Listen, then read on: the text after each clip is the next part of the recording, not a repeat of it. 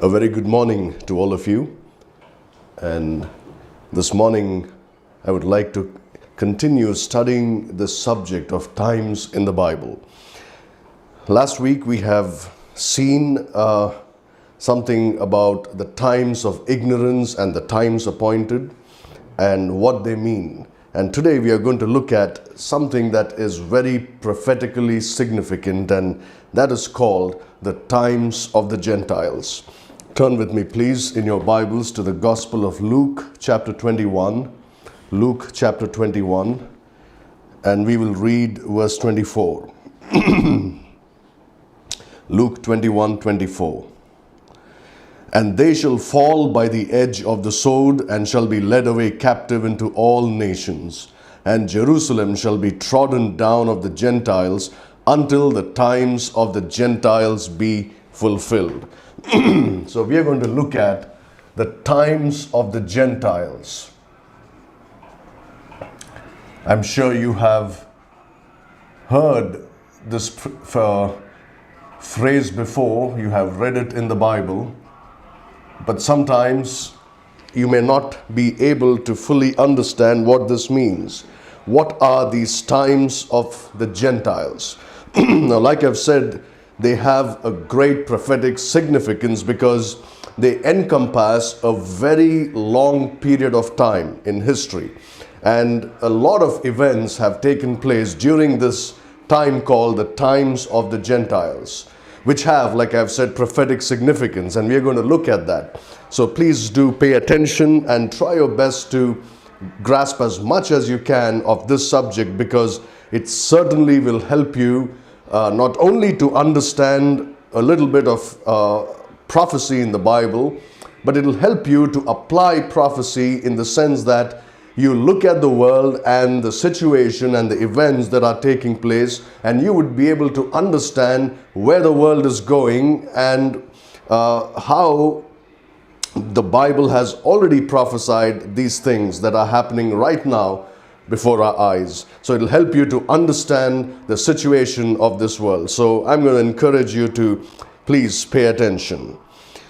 So the times of the Gentiles, as I've said, encompasses a very long period of time, but basically it is a time when Gentiles rule over Jerusalem. All right, so it is a time when Gentiles rule over Jerusalem. It's a time when Gentile overlordship is there over Jerusalem. So this is something that is going on right now, if you know that. Yes, Jerusalem is really under the control of the Jews. There is no doubt about that. In 1967, in the Six-Day War, they won back Jerusalem. But you see, if Jerusalem is the heart of Israel, the heart of Jerusalem is the Temple Mount. And the Temple Mount is still under Gentile overlordship. The Muslims have a mosque there, the Dome of the Rock, and the Al-Aqsa compound, and they have, I guess, 2 mosques or something like that, and they still do not allow the Jews to come on the Temple Mount. So in one way, Jerusalem is still under the overlordship of Gentiles. You know, a Jew cannot go to the Temple Mount anytime he wishes. There are about 4 hours in a day that he can visit there, and even in those 4 hours, he is bound by rules. A Jew cannot praise God on that Temple Mount. He cannot pray there. He cannot say his Jewish prayers there. He does not have the freedom to do anything religious on that Temple Mount. He can go as a visitor, look at the place and come back. He cannot do anything. Nor can Christians go there and pray. Nobody can. Of course, we Christians don't need to have any outward expression of prayer. We can always pray in our hearts. That's what we do. So we can do that, but if you want to kneel down there and things like that are not allowed. So Jerusalem is still under the overlordship of Gentiles. So the times of the Gentiles are still going on. We're going to look at what the Bible says about these times of the Gentiles. So we'll divide this study into 3 parts: the beginning of the times of the Gentiles, the continuation of the times of the Gentiles, and finally the end of the times of the Gentiles. So the beginning of the times of the Gentiles. In the Bible, when you look at what happened in the Old Testament with the Jews, you can understand that almost accurately the times of the Gentiles began in around 606 BC. In 606 BC, Nebuchadnezzar, the king of Babylon, ascended to the throne of Babylon. He succeeded his father to the throne of Babylon. And that was around 606 BC. And officially, in 606 BC, the times of the Gentiles began. The times of the Gentiles began in 606 BC. Of course, that's when he came to power, when Nebuchadnezzar came to power.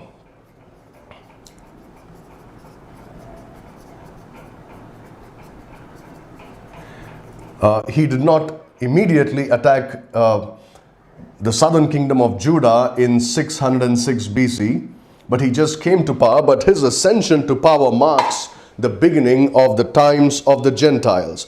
But the actual times of the Gentiles began in two parts.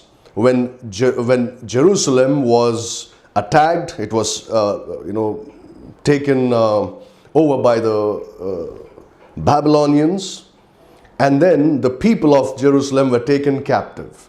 It happened in two parts. The first one, look at 2 Chronicles chapter 36. 2 Chronicles chapter 36. That's the last chapter in a Hebrew Bible. That's the last book and the last chapter in the Hebrew Bible. Look at 2 Chronicles chapter 36, and we will read verses 5 through 7. Verses 5 through 7. Jehoiakim was 25 years old when he began to reign, and he reigned 11 years in Jerusalem, and he did that which was evil in the sight of the Lord his God. Against him came up Nebuchadnezzar, king of Babylon, and bound him in fetters to carry him to Babylon. Nebuchadnezzar also carried of the vessels of the house of the Lord to Babylon and put them in his temple at Babylon. This happened around 598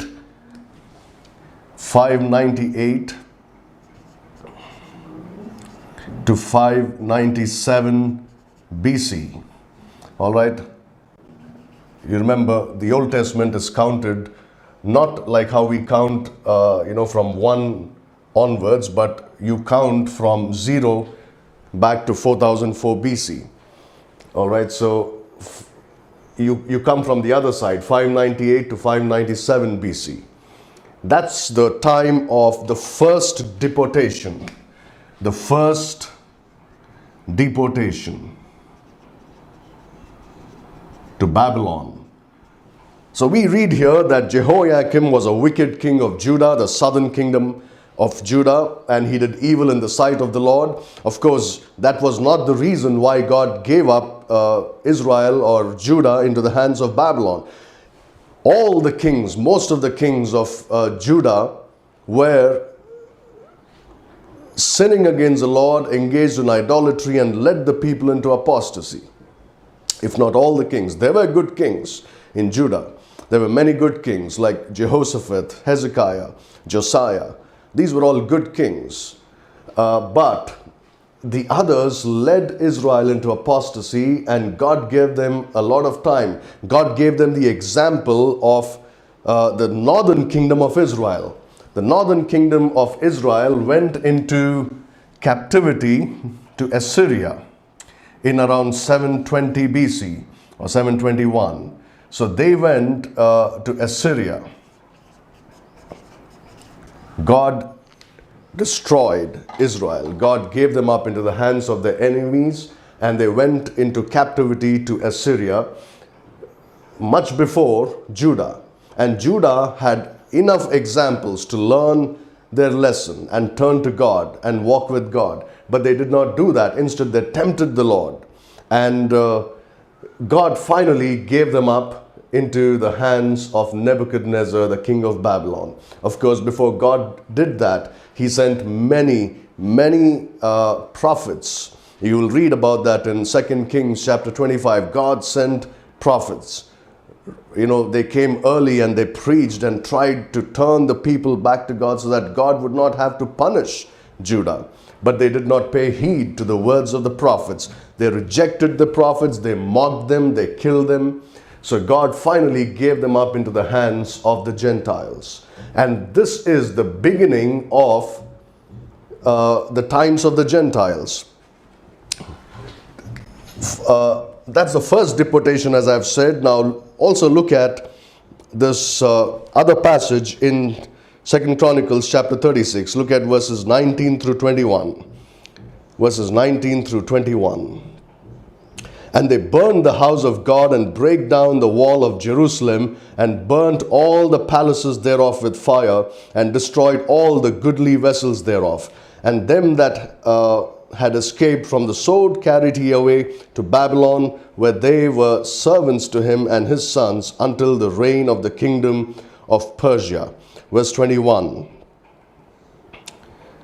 To fulfill the word of the Lord by the mouth of Jeremiah, until the land had enjoyed her Sabbaths, for as long as she lay desolate, she kept a Sabbath to fulfill 70 years. Now, if you look at this first deportation that took place during the days of Jehoiakim, King Jehoiakim, Nebuchadnezzar came and he carried Jehoiakim to Babylon, and he carried the vessels of the house of the Lord to Babylon and put them in his temple. But the temple was still standing. It was in the second deportation, 587 to 586. This is the second deportation.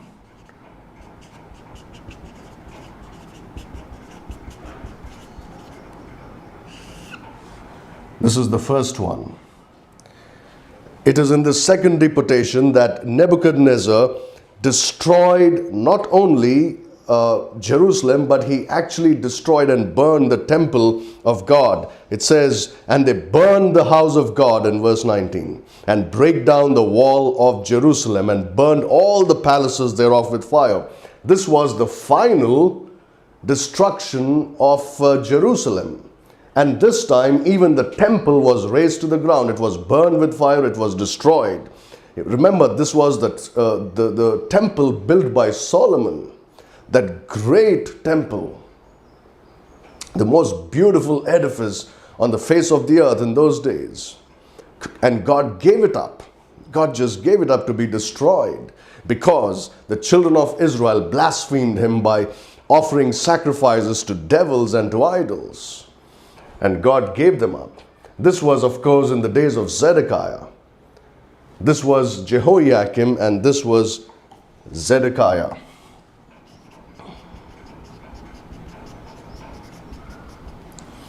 So these were the two deportations at the beginning of the times of the Gentiles. As I've said, the times of the Gentiles begin with the ascension of Nebuchadnezzar to the throne of Babylon. But then the actual times of the Gentiles were put into effect when Gentile dominion of Jerusalem began. But that again is taken a step forward, and it is completed in the destruction of the temple. This is very, very important. The temple is burned. It is destroyed. Again by Nebuchadnezzar. So this is how the times of the Gentiles began. But you see, that's not the end. That's not the end of the times of the Gentiles. That's only the beginning of the times of the Gentiles. The times of the Gentiles continued after the destruction of Jerusalem and the temple in Jerusalem. I want you to keep this in mind. Jerusalem is the most important city in the world, and the Temple Mount is the most important place in Jerusalem, where Zion also is on that same mountain. Of course, there is a lot of dispute as to where Zion is and what the exact spot of the temple is and all that. Well, some people argue that the temple was never built on the Temple Mount, but it was built in the city of David, south of the Temple Mount. Now, all these arguments are there, but the Jews surely know where the temple was. All right, and all these arguments that are made about the location of the Temple Mount are useless, because when the time comes that temple will be built in the place it should be built. Now, even if this coming third temple, as it's called, would be built in the wrong place, it doesn't matter, because it's not going to be a holy temple, you see.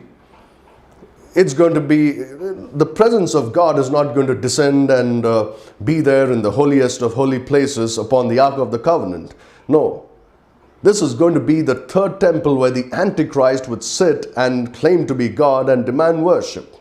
So it doesn't matter where that temple is built, because the millennial temple described in the book of Ezekiel chapter 40 onwards is going to be a different temple altogether.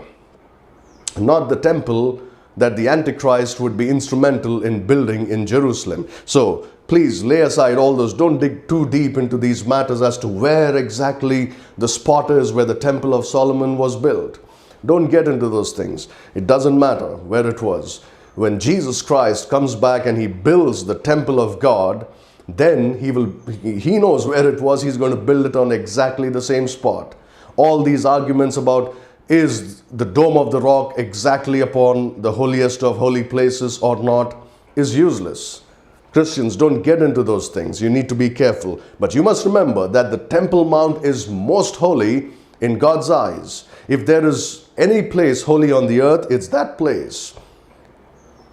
Right now, it is under the dominion of the Gentiles, because this is still the times of the Gentiles. So you have here the first and the second deportation.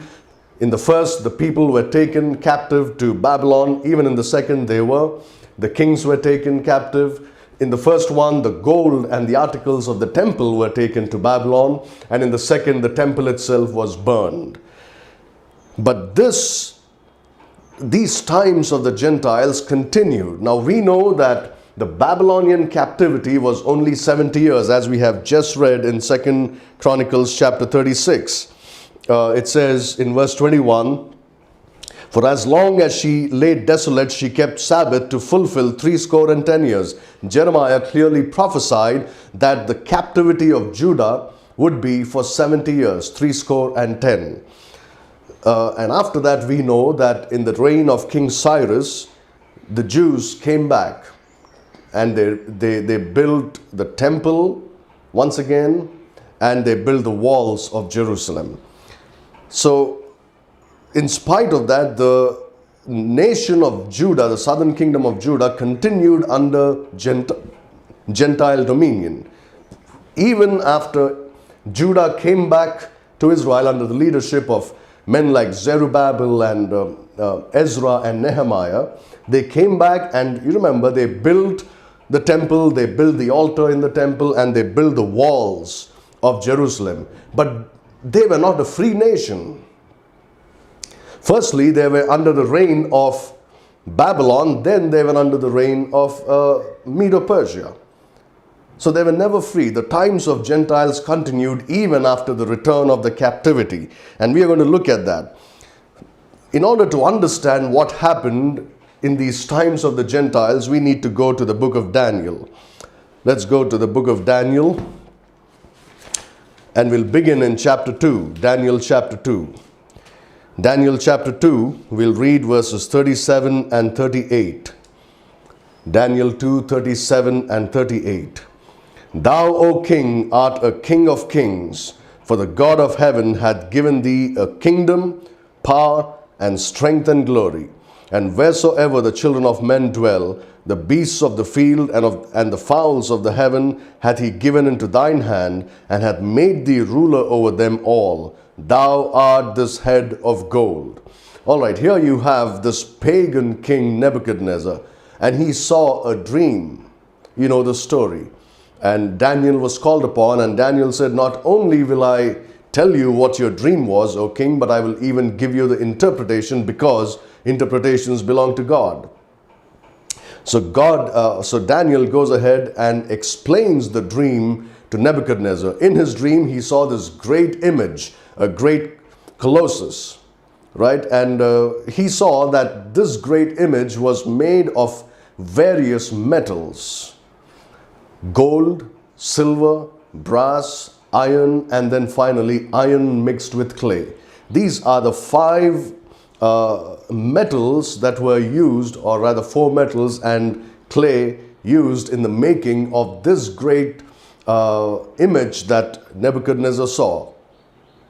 And in all probability, this would have been the image that Nebuchadnezzar would have made later on and demanded that all his subjects worship that image. He would have made a statue of himself, just like he saw in that dream or in that vision.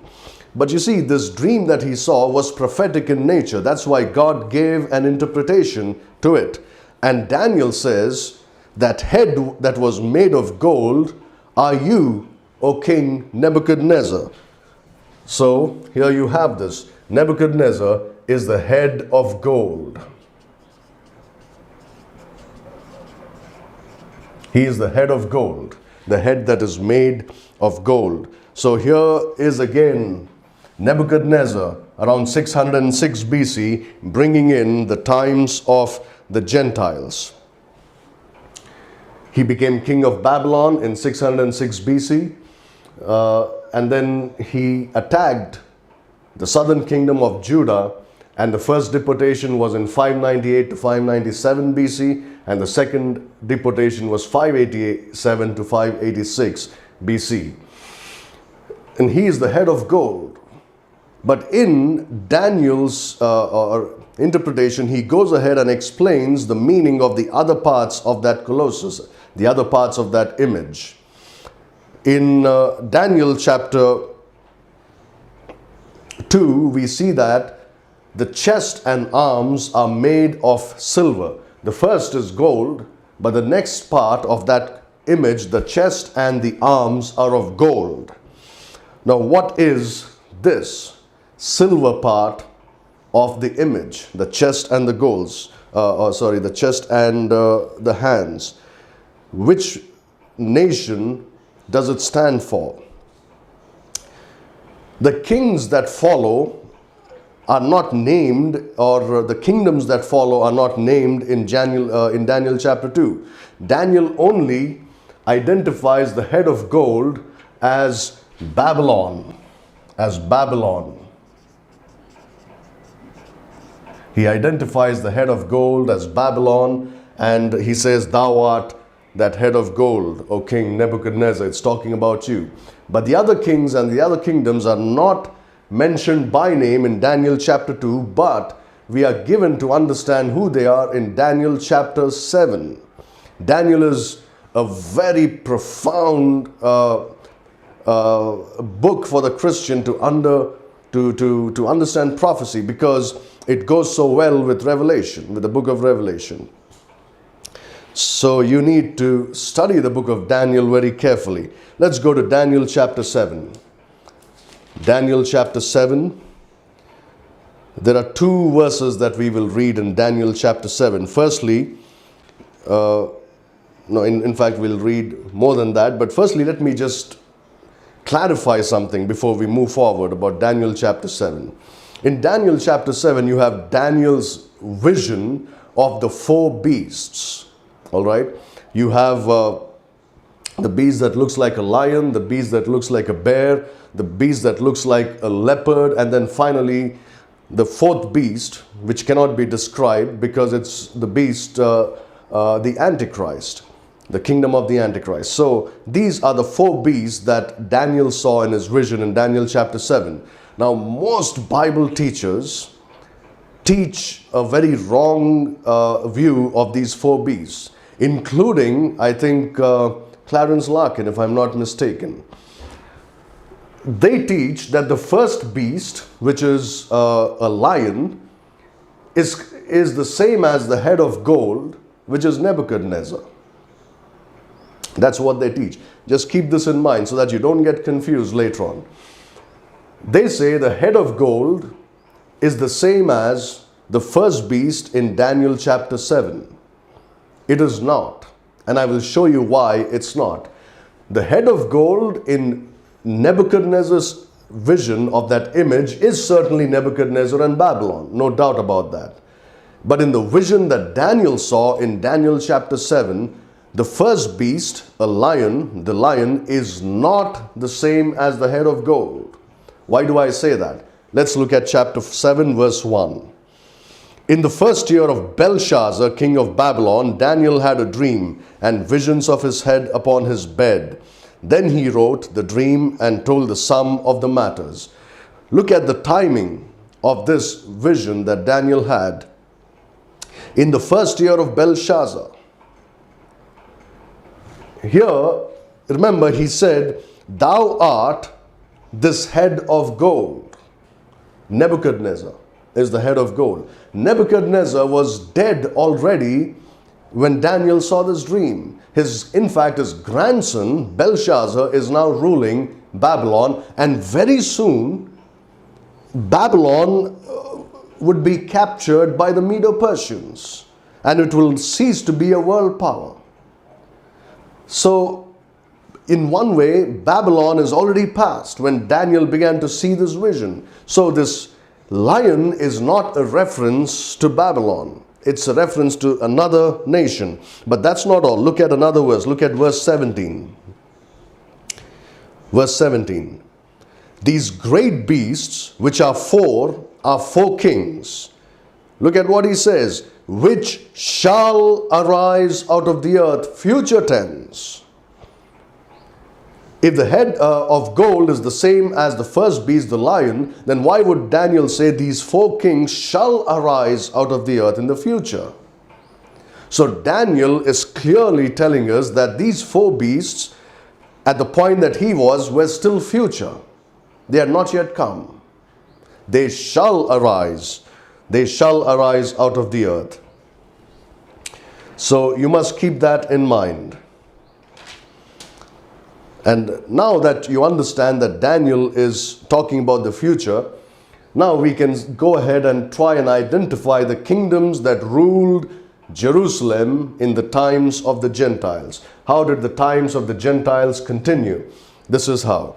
So let's go to Daniel chapter 7 again and read verse 4. Verse 4.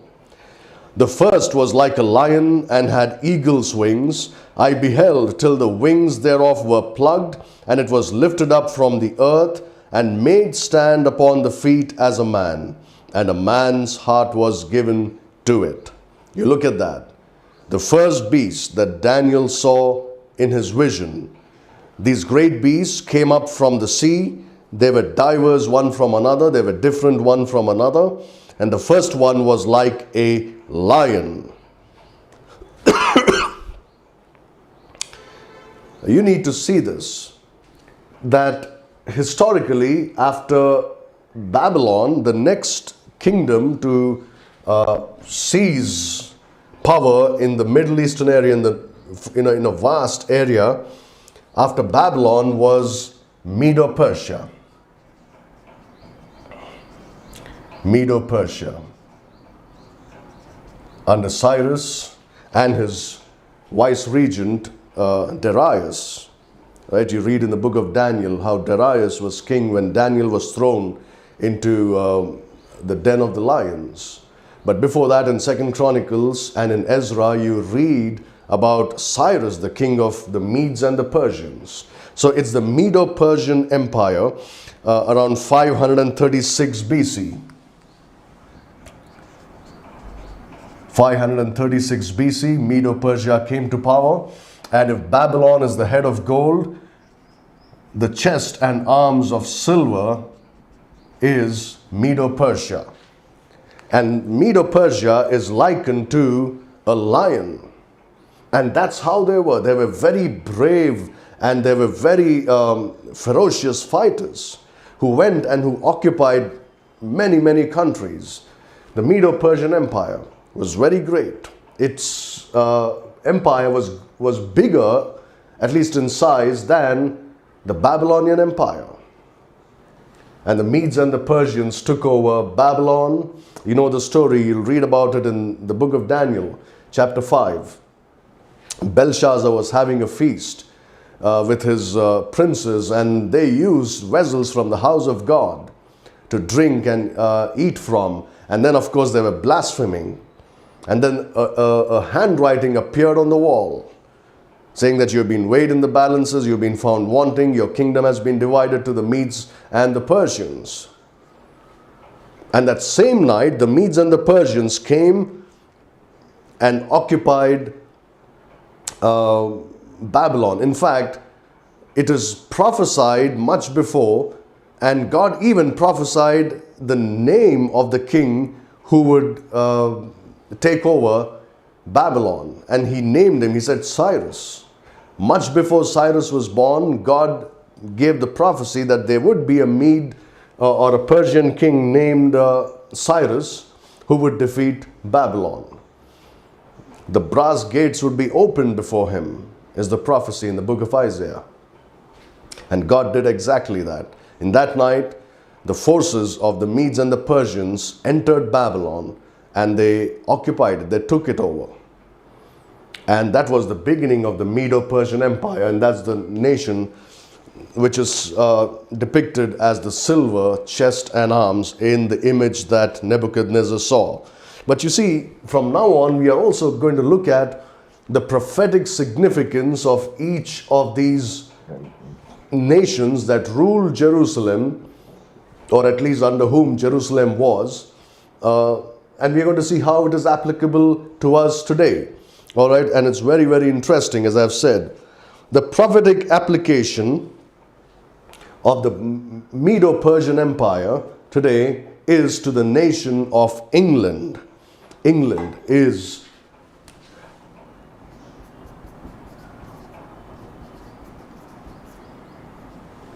or Britain, Great Britain. Okay, so that is the prophetic application. The lion, remember this first beast is like a lion with eagle's wings. That's a griffin. You remember a griffin is supposedly a mythological creature. Its body is like the body of a lion. It's got the head of an eagle or some other bird. It's got the wings of an eagle. All right, and you will see that for especially in medieval England, their symbol was a griffin, a lion with eagle's wings. That was, the symbol used as, it's not really a national symbol, but many groups used the griffin as a symbol in medieval England. So you can say that England is prophetically, or rather Medo-Persia is prophetically a type of England. And it is true, there are a lot of similarities. A lot of similarities. I will show you a few before we close. See that Medo-Persia, silver, is a type of England. It's a type of England. In fact, today the lion is the national animal of England, of Britain. The lion is the national animal. It's known for its bravery. It's known for its courage. Correct? So that's why in many ways, England resembles Medo-Persia. Just as the Medes and the Persians took over Babylon, England expanded its empire, and England was the country that was instrumental in defeating the 400-year-old Ottoman Empire that was ruling the world in those days.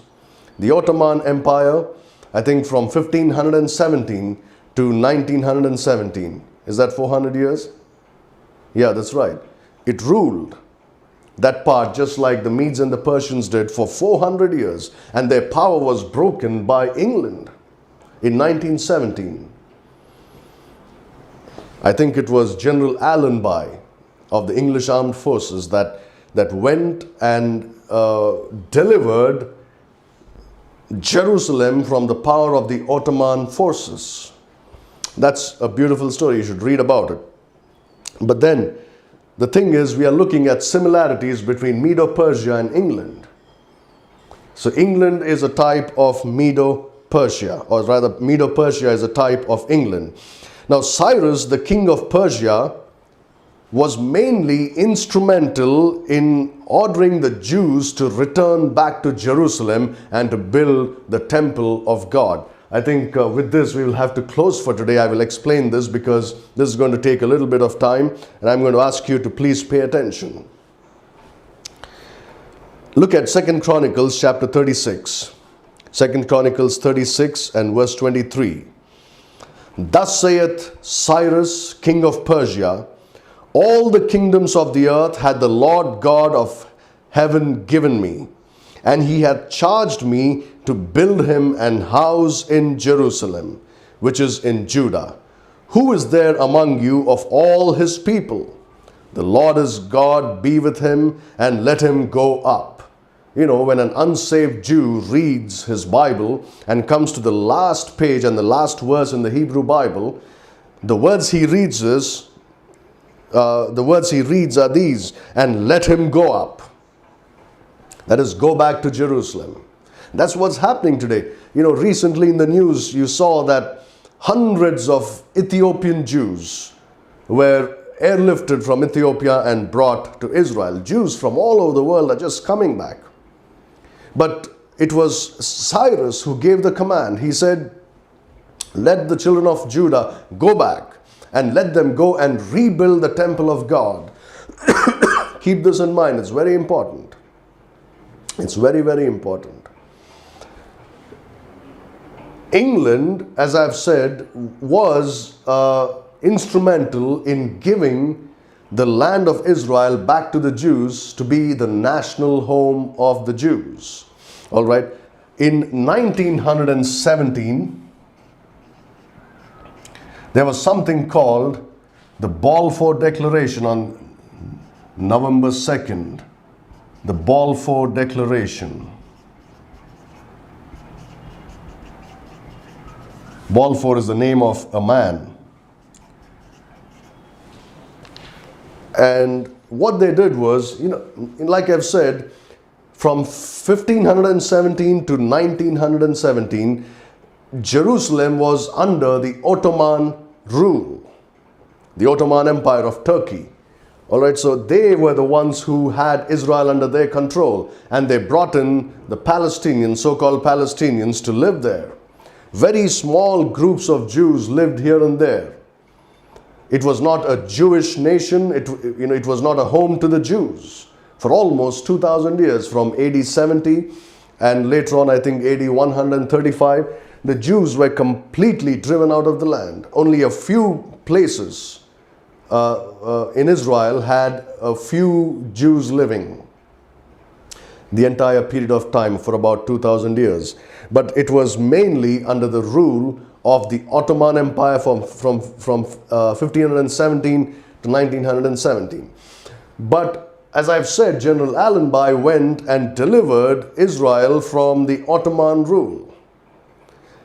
And then in the month of November, they issued this declaration called the Balfour Declaration, which stated this. Look at this. It says, the Balfour Declaration was a public statement issued by the British government in 1917 during the First World War, announcing support for the establishment of a national home for the Jewish people. So they said, we are going to support a national home for the Jewish people in Palestine, then an Ottoman region with a small minority Jewish population. This is what you find about Balfour Declaration on the internet. But you have some very good books written about all these things. You can find them and read them. It's very interesting how God used England to open a door for the Jews to once again go back to their homeland and call it their home, their nation. So all this happened through England. All this happened through England. At the end of the World War I, the Balfour Declaration was made because England and its allies had won the First World War. And so, England is a good type of the Medes and the Persians, who also were instrumental in getting the Jews back to the land. Now, we are going to look a little later at how the present situation, especially with the United States, is there prophetically in the scriptures. As we study these times of the Gentiles, you will see that. These things are there in the scriptures. Don't think that the present times that we are living in and the present nations in power are not mentioned in the scriptures. The Bible is basically a history book. It records not only past history, it also records future history through prophecy. So it's basically a prophetical book, and it covers the whole of human history, right from the beginning to the end of this earth as we know it now. The Bible covers the history of the whole earth. You want to know what significance the nations in power have today in the Bible? You search the scriptures, you will find it. And the Lord willing, we will continue studying it. Maybe I'll just give you one more before we close for today. So that's the first one. Medo-Persia is a type of England. So that's the second nation to have rule over Jerusalem in the times of the Gentiles, during the times of the Gentiles. Now please keep this in mind. We are talking about the times of the Gentiles. That's the main subject. And we are looking at what happened in the times of the Gentiles. Look at Daniel chapter 7 and verse 5. Daniel 7 verse 5. And behold, another beast, a second like to a bear, and it raised up itself on one side, and it had 3 ribs in the mouth of it, between the teeth of it. And they said thus unto it, Arise, devour much flesh. So this is the third one. And in Nebuchadnezzar's dream, the third part of that image was brass. And this second beast in Daniel's vision is like a bear. This is a lion. The next one is a bear. It's a bear, and this is brass. And in history, we know that the empire that succeeded the Medo-Persian Empire was Greece. Greece, I think around 330 BC.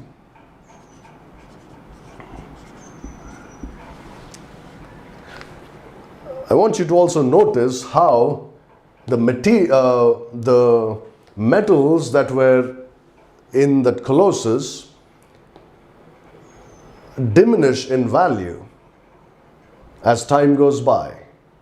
They don't become better and better. They become worse and worse. First it's gold, then it's silver, now it's brass. Then it's iron afterwards. And then clay finally. That's how nations deteriorate, decline, diminish, degenerate. They don't become better. Mankind is not becoming better because of their technology. Mankind is not becoming better because of knowledge. Mankind is becoming worse and worse. What God said about man in the book of Genesis chapter 8, that his imagination is evil from the youth, is still applicable. That doesn't change. Man's imaginations, in spite of all the advancements, are still evil. And all these advancements in technology really has a lot of evil behind it, evil motives behind it. And Jesus Christ is going to come and put an end to it. But you see this, Greece is brass. The belly and thighs of the image is made of brass. All right, so the head of gold, then you have the arms and chest of silver, then the belly and the thighs of brass. That's Greece, the Macedonian Empire under, of course, Alexander the Great. Here you have Cyrus, and here you have Alexander. If you want to get into the details of all this, you can read the book of Daniel, and Daniel covers the whole history of these times. Not only these times, but even of the so-called silent years between Malachi and Matthew. Daniel covers it all in chapter 11 of the book of Daniel. You can read and study it and you will understand it. But this is Alexander. We know that after he died very young, his kingdom was divided into 4 parts. His 4 generals divided it into 4 parts. And the Antichrist is certainly related to Greece, Medo-Persia, and Babylon. He's related to all 3 of these nations. And you will see that. But the prophetic application of the bear is to Russia. What happened was that after the Balfour Declaration was made, England tried to go back on its promise. And that was the end of England as a world power. The empire of which it was said that, the sun will never set on this empire, set. After the Second World War, England was no longer that superpower that it was. The great English Empire, the British Empire, came to an end. Yes, World War II, certainly England did have the upper hand because America was backing it. That's the only reason. But otherwise, England was already completely infiltrated by the Jesuits. You need to understand this. A lot of Christians don't understand this. Here in India, I'm talking about it in the Indian context. When the English first came, they came with the intention of taking the wealth of this nation. There's no doubt about that. You cannot defend them saying, oh, they were good people, they were Christians. No, they were not. Even if they were Christians, their intentions were not to do anything good for us. It is the missionaries from England, like William Carey, and missionaries from other parts of Europe, like Germany, had come to India. It is those individuals that you have to give the credit to who had the burden to bring the gospel of the grace of God to the people of our nation. Okay, you must remember this.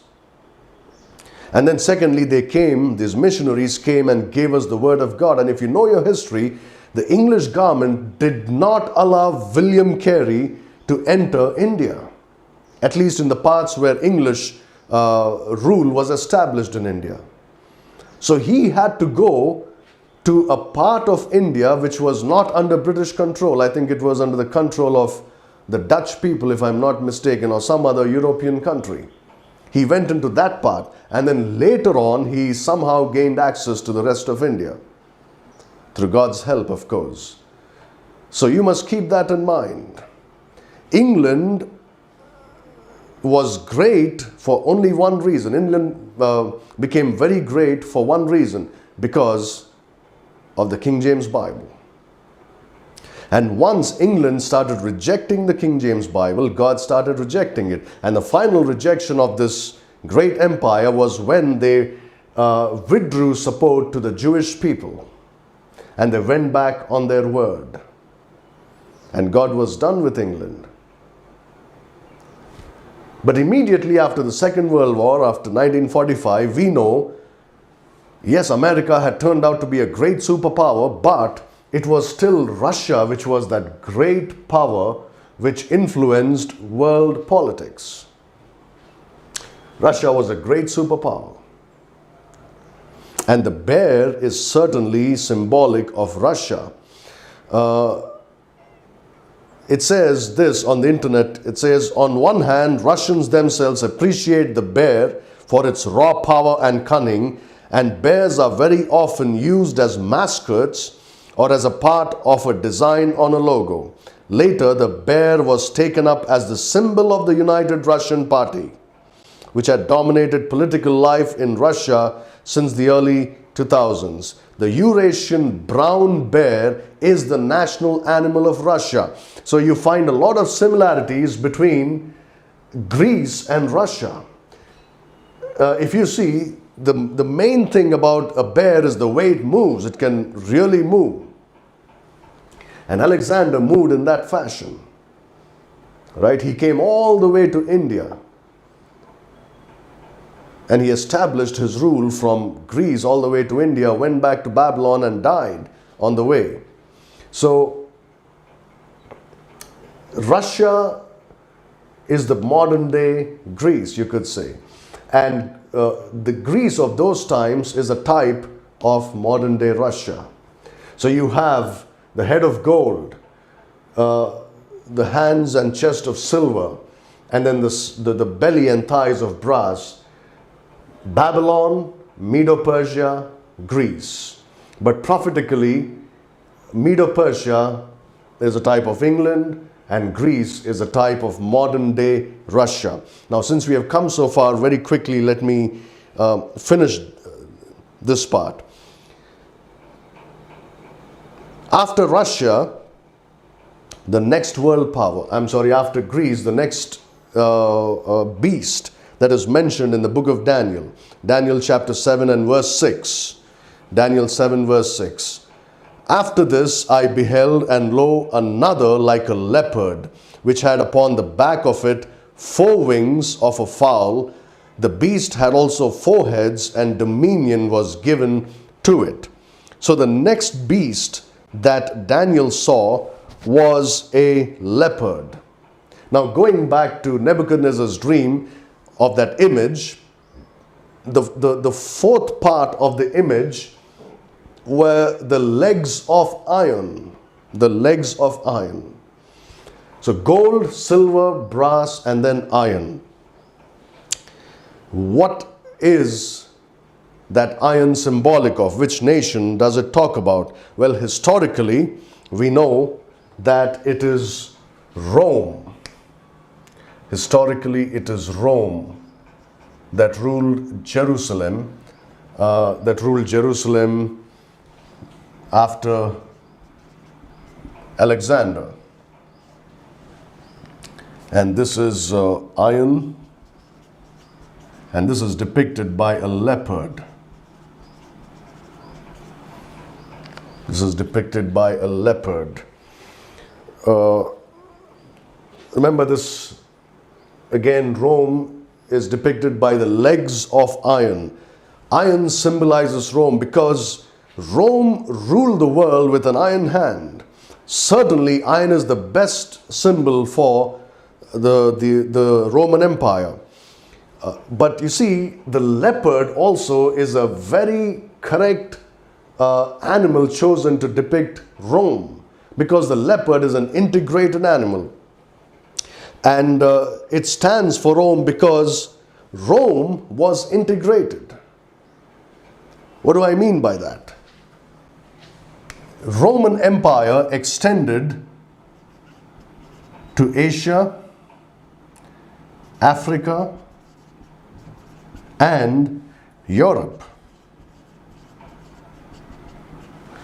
All 3 continents. The Roman empires, spread through all these continents. So you have Shem, Ham, and Japheth. So Rome ruled over all 3 races of mankind. The Roman Empire stretched from Britain, Great Britain, all the way to Egypt. So here you have Europe and Africa. Then it spread all the way from Spain, Europe again, right to Babylon, Asia. It covered all 3 continents, major continents. That is Europe, Africa, and Asia. That's how the Roman Empire spread in all these 3 continents. Now, Western, of course, we know that later on the Roman Empire was divided into the Western Empire and the Eastern Empire. But the Western Empire fell to the so-called barbarians in around 395 AD, the 4th century AD. Okay, it fell. But when it fell, we know that it turned into a mystery form, just as the kingdom of heaven of the Old Testament was transformed into the spiritual kingdom of God, the mystery kingdom of God in the New Testament times. The kingdom of the devil transformed from Rome, the Roman Empire, into the Roman Catholic Church. So you must keep that in mind. But the prophetical application, the prophetic application is important. England ruled, then Russia was a major world power, but then it is America. America. Prophetically, Rome is a type of America. Why is it? Because America is also the most integrated nation on the earth today. You have Asians, Europeans, and Africans. All of them, right? Shem, Ham, and Japheth. That's America today. Look at this. The leopard has basically 3 colors. Correct? The leopard has 3 colors. What are the 3 colors? It is yellow. Basically, that's the color of the skin. Then you have the white underbelly. And then thirdly, you have the black spots. Oh, the leopard is very important for you to understand even the Antichrist and the mark of the beast. The leopard is a cat, correct? And of course you have the catholics, addicted to the cat, the Catholics, and they are related to this. I'm not talking about the people, please don't get me wrong. I'm not talking about the Catholic people, I'm talking about the Catholic system, the Catholic hierarchy, or the Pope and the cardinals and the archbishops and the bishops and all these people. That's the system, the evil Roman Catholic system through which the Antichrist would probably come. So they're all connected to the leopard. But you see, basically, the leopard is made of 3 colors, yellow, white, and black. Shem, Japheth, and Ham. Now, those are the colors of these races. Shem is like yellow. And you have Ham, who is black. The color of Ham is black. And Japheth is white. So America is what is depicted in this animal, the leopard. Because America is also an integrated nation. It is known for its integration, as Rome was known for its integration. Rome had people from all 3 continents, Shem, Ham, and Japheth. America have people from all 3 continents, Shem, Ham, and Japheth. But this also tells you something very, very important. What does it tell you? It tells you that America will be the last superpower. America will be the last superpower in this world before the Antichrist comes to establish his reign on the earth. So what we have done here is we have been looking at the times of the Gentiles. We are looking at the times of the Gentiles not only in the past, but we are looking at the times of the Gentiles even in the present time. Even in the present time, yes. Because like I've said, Jerusalem is still not free fully because the Temple Mount is not under the control of the Jews. But look at this, you have America today, and the next beast that Daniel saw in his vision is the Antichrist, the 4th beast. So immediately after Rome is the Antichrist. Now this is very, very significant. You see, Rome was in power from 100 BC to 395 BC when the western part of the Roman Empire fell. And then around the 12th or 13th century, the Eastern Empire also fell to the Turks. Correct? So Rome began as a political power and was destroyed in the 4th century AD. But that's not the end of Rome. Rome continued to be in power throughout the church age for 2000 years as the Roman Catholic Church. Okay? And then in the 20th century and the 21st century, you have America, and Rome is a type of America. And the next kingdom that's going to come through Rome is the last part in the image that Nebuchadnezzar saw in his dream, and that would be the Antichrist. The Antichrist is coming very soon. We are in the church age now, but the Antichrist is coming very soon. And this is iron and clay. Iron and clay. And this is a beast which cannot be described fully. But the most interesting thing is, if Daniel is not able to describe this beast, but John does in Revelation chapter 13 verse 2. And he tells you that this beast, the Antichrist, which Daniel could not describe, is a mixture of a lion, a bear, and a leopard. Isn't that interesting? These are the three beasts that this beast is made up of. You'll read about, you can go to Revelation chapter 13 and read verse 2, verses 1 and 2. You will see that the fourth beast of Daniel's vision, and the last part, the feet and the toes of the image of Nebuchadnezzar in his dream, which is made up of iron and clay, is the kingdom of the Antichrist. It is made up of the lion, bear, and leopard.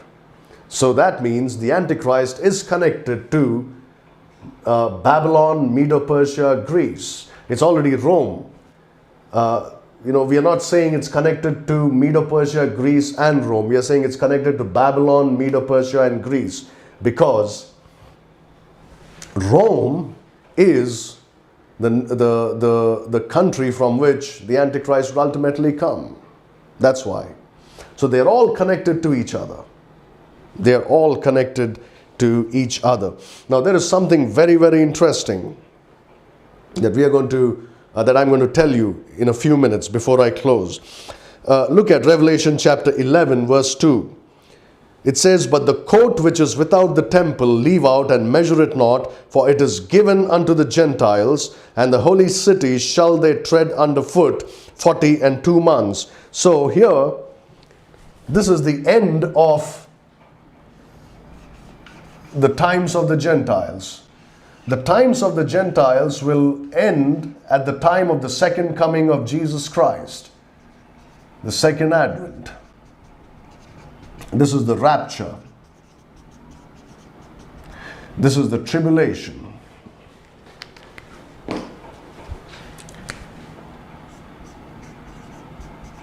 The tribulation. And John says that the angel told him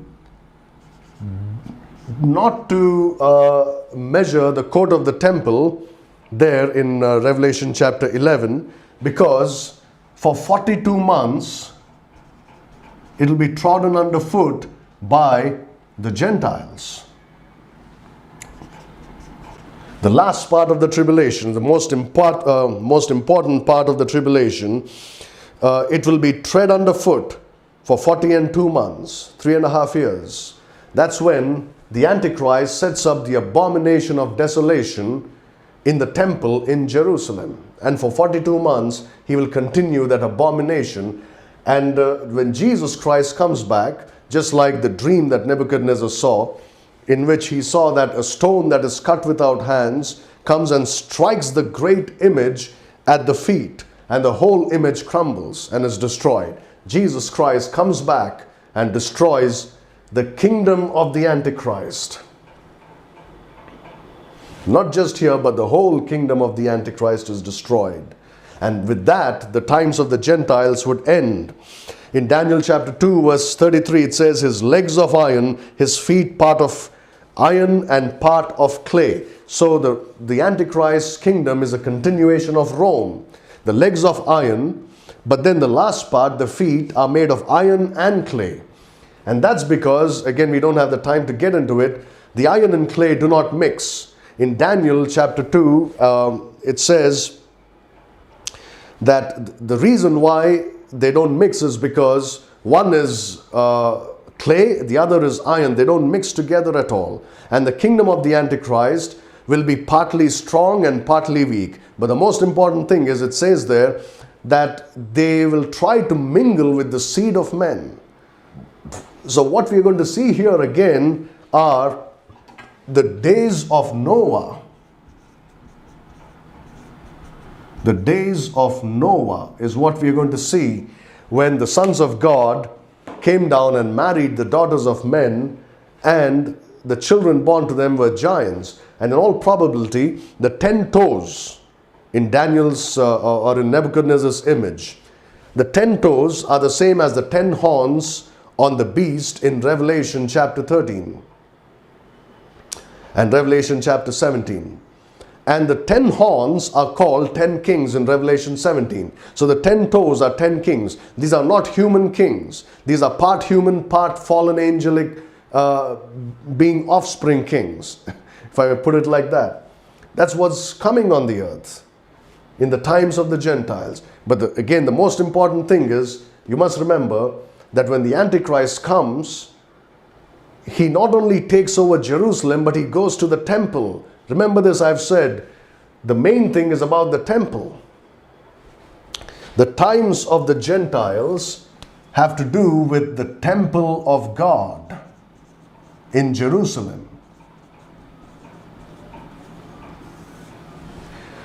In the beginning, I told you that all these things have prophetic significance. Now, I'm not going into details about the kingdom of the Antichrist, because that's just too much of information to put into one Bible study. But you can go back to Daniel chapter 7, read verses 7 and 8. It talks about a fourth beast, dreadful and terrible, strong exceedingly. It had great iron teeth, related to Rome. The Antichrist has iron teeth, not the Antichrist, but the kingdom has iron teeth, related to Rome, which is iron. And you will read all those things there. But the thing is, you must always keep this in mind, that these things have relevance to the present as well. It's not just to the past. It has relevance to the present. And what is it? Today, the hottest topic in geopolitics is Jerusalem, as it's always been, right? And the most important part of that discussion is the Temple Mount, as I've said before. And as I've said before, the Temple Mount is under the control of the Muslims. They claim that it's the third most holiest site for Islam. But to the Jews, it's the most important site and the only important site which is most holy to them. And it's not under their control, because the times of the Gentiles are still there. But you know what? A lot of people, Jews, they have been writing many articles, of course, comparing Donald Trump, the President of America, to Cyrus, the king who made the proclamation that the Jews should go back to Jerusalem. Now we have seen that it was England that actually declared that Israel is the homeland of the Jews, and they made provision for the Jews to go back. But no other country on earth in history supported the Jews like America. It is America that supported the Jews the most. Because it was not until the Second World War that the Jews really started going back to Israel, and the main player in Second World War was the United States of America, against Germany, of course. And by then, America was the world power at the end of World War II. What I'm trying to say is this: these Jews are saying that the American president is like Cyrus, the king of the Medes and the Persians. They're just not making comparisons. You know what they do? They go to their Torah and they use something called Bible codes, and they of course have this gematria, the numerical value of Hebrew letters. They use all those things and they make it look like Cyrus and the American president are just the same. Remember, In fact, in the Bible, Cyrus is called a Messiah. In the book of Isaiah, he's called the Anointed One. God anointed him. Anointed is the word Messiah. He's called a Messiah, and they used all these Bible codes and used the numerical value of letters, and they say that the president, Donald Trump, the president of America, has an anointing on him by God. Now, all this we will not get into. I'm just mentioning it because you may have heard of these things. Ignore those things. That's not important. What's important is that how the Jews are looking today to America, the last great superpower, to help them to get rid of Gentile domination of Israel. Now, let me tell you this. To his credit, the present American president is the only one who had the courage to acknowledge Jerusalem as the capital of Israel. I think around close to 200 nations voted against America and denounced America for acknowledging Jerusalem as the capital of Israel. But he did it. He took a stand and he did it. Just like Cyrus, right? But not only did he do that, he went ahead and moved the American embassy from Tel Aviv to Jerusalem. A tremendous thing to do in support of Israel. Now, all these things may look like very casual things to some of you, but they have great prophetic significance. It's all moving to one end. You must be able to look at these things. And the problem is sometimes some of these very exciting things happen and then nothing happens for a long period of time. So you think, oh, that was nothing, that's a dud. No, it's not. God takes time to do things. And you must be able to put these things together. Now, he has done that. It's a great move significantly. Never in the last 70 odd years that Israel had become a nation did any other nation have the guts to say Jerusalem is the capital of the Jews. They all support the supposed underdog, the Palestinians. They say, oh, it's their right. And Israel is looked upon as the colonizers, as recently a Saudi prince termed Israel. The colonizers. No, they are not colonizers. It's their rightful home. It's their land. It's their nation. That Temple Mount is the most holiest spot on earth for them. It's a land God promised to their father Abraham. And he's going to keep his promise and give that land to them for sure. A lot of foolish Christians think God is done with Israel. Look at what's happening in the world today. You think God is done with Israel? You must be as blind as a bat to believe that. You can't see anything at all. You not only can't read the scriptures and understand them, you can't look at, the political situation and understand anything. You're blind, really.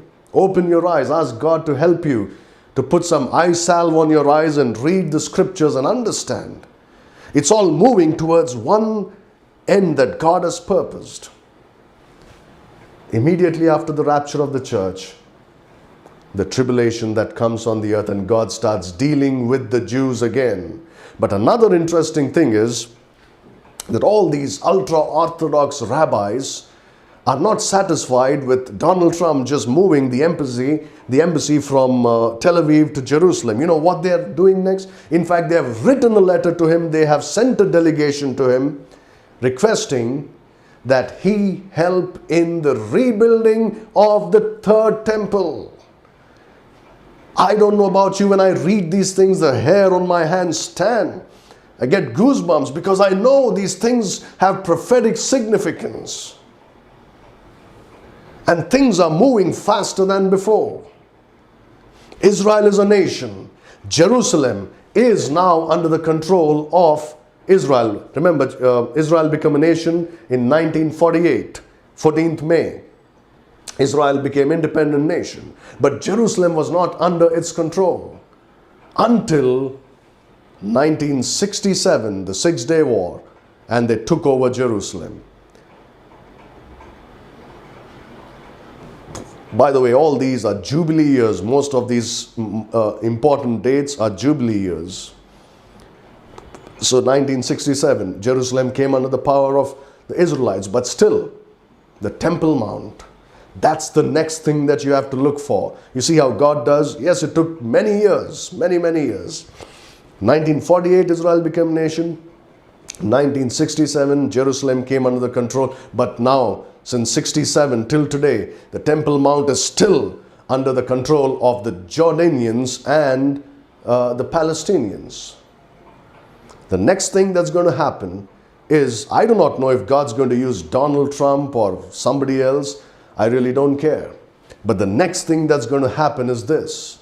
Somehow or the other, the Jews will manage to build the third temple. Now, I do not know if we are going to see it happen before the rapture.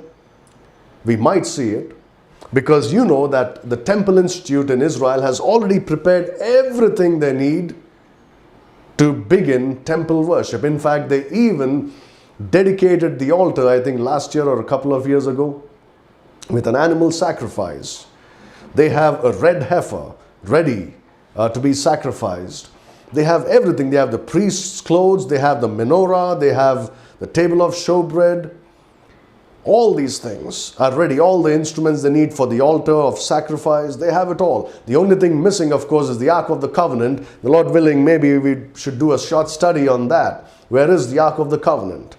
That's very interesting too. Will they find it? I do not know. But they are ready to build the temple. Everything is ready. You know what that tells you, brethren? Very close to the rapture. In fact, I'll say this. If you see the beginning of the temple, or the beginning of the building of the temple, you better pack your bags. You're going to leave very soon. The Lord's coming. The Lord's coming very soon. So look for that, because that's a sign that the rapture is very soon.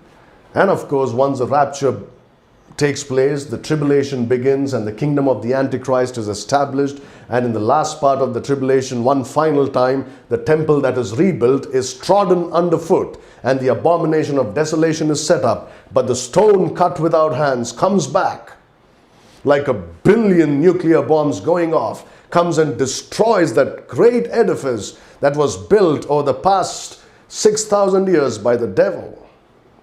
Completely destroys it, and God establishes finally His kingdom on the earth, the kingdom of heaven, the earthly Davidic kingdom on which Jesus Christ, the Son of God, sits and rules. I know we have taken just too much of time, but I thought I'd rather finish this. I know some of you cannot sit for so long and watch the whole thing, but I hope that you'll at least watch it in bits and parts and learn some of these things that we have studied today. Thank you very much. The Lord bless you.